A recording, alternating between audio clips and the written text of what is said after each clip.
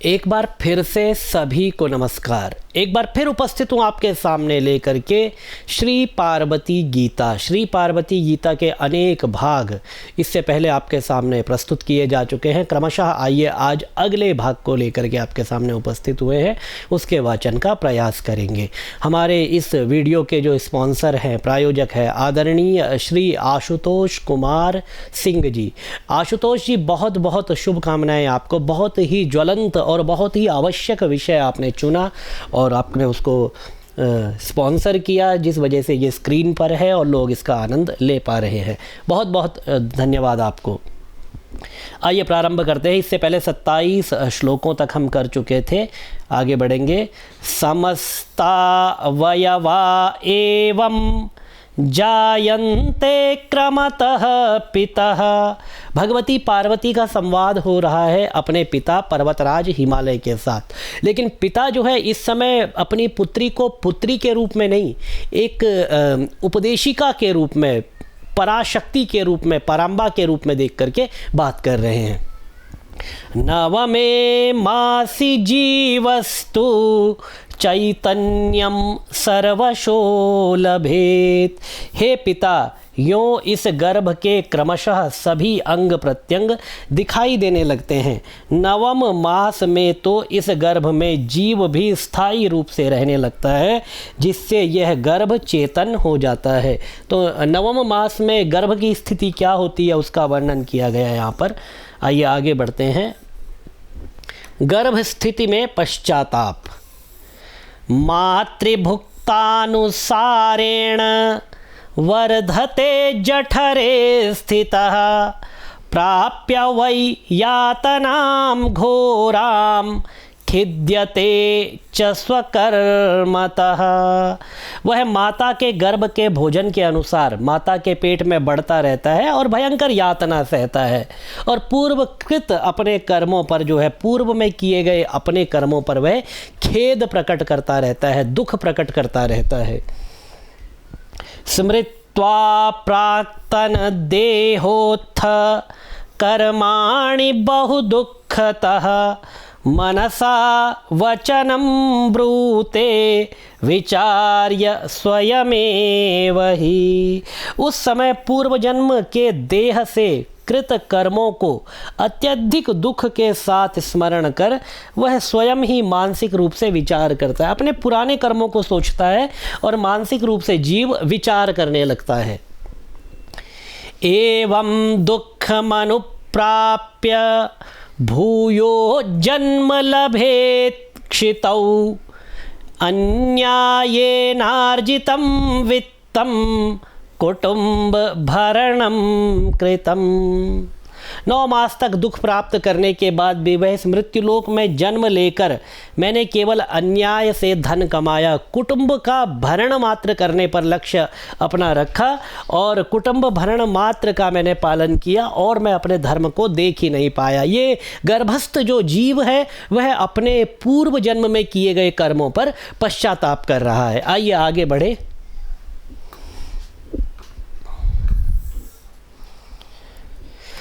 नाराधिता भगवती दुर्गा, नाराधिता भगवती, यहाँ पर 8 हो गए। दुर्गा दुर्गति हारिणी, मैंने भगवती दुर्गा का आराधना भी नहीं की, जो कि सभी कष्टों का निवारण करने वाली है।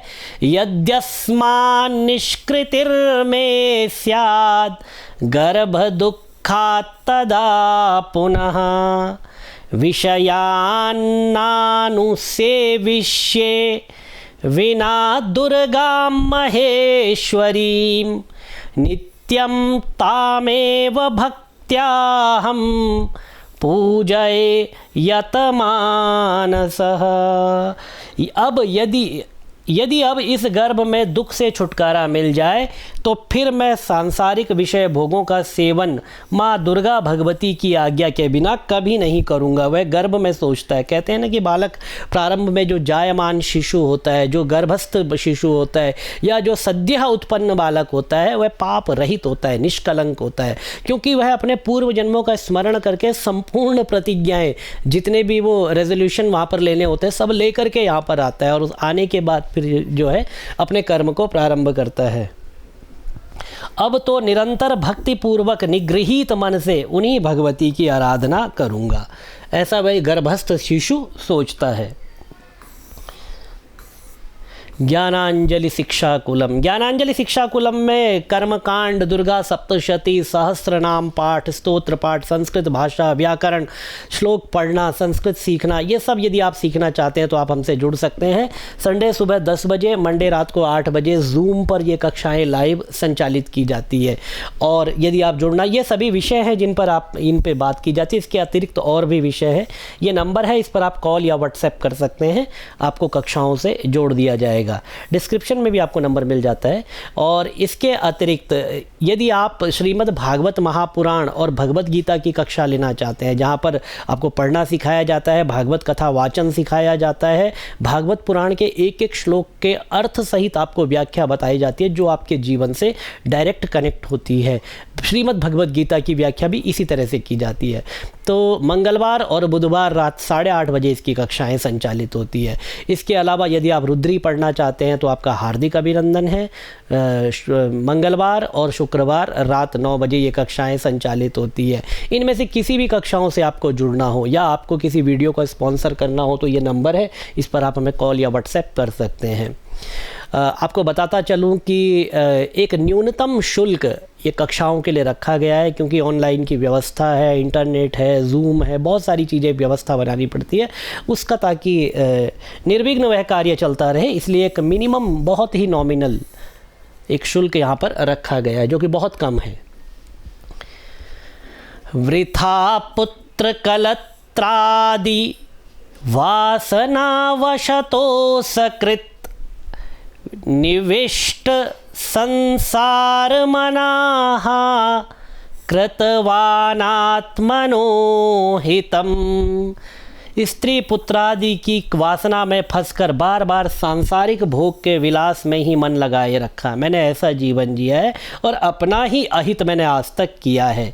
तस्येदानीं फलम भुंजे गर्भ दुःखम दुरासदम तन्न भूयः करिष्यामि वृथा संसार सेवनम। जो भी मैंने अब तक किया मैं अब उसे आगे नहीं करूँगा, वृथा इस संसार का सेवन नहीं करूँगा। इत्येवं बहुधा दुःख मनुभूय स्वकर्मतः अस्थि यंत्र विनिष्पिष्टो निर्याति योनिवर्त्मना। अस्थि यंत्र में पिसता हुआ योनि मार्ग से यह जीव अब निकलना चाहता है। दुख भोग कर वह गर्भस्थ शिशु अब निकलना चाहता है। सूतिवात वशाद घोर नरकादिव पातकी मेदो सृक होगा शायद, मेदो सृक प्लुत सर्वांगो जरायुप रिवेष्टिता, जरायु परिवेष्टिता, ऐसे कर लीजिए, जरायु परिवेष्टिता ततो मन्मायया मुग्धस तानि दुःखानि विस्मृतः अकिंचित करतां प्राप्य मांसपिंड इव स्थितः, मांसपिंड इव स्थिता। और यह जीव फिर जो है किंग कर्तव्य विमूढ़ होकर के मांस पिंड के रूप में वहां पर पड़ा रहता है।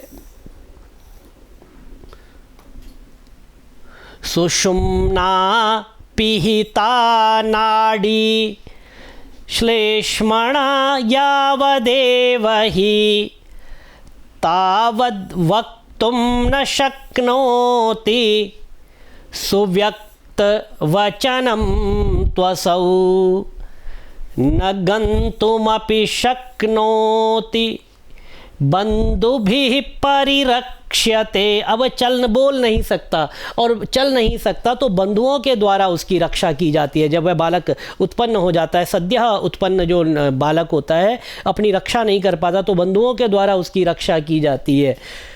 श्वमार्जारादिदंष्ट्रिभ्यो दृप्तः कालवशात् ततः।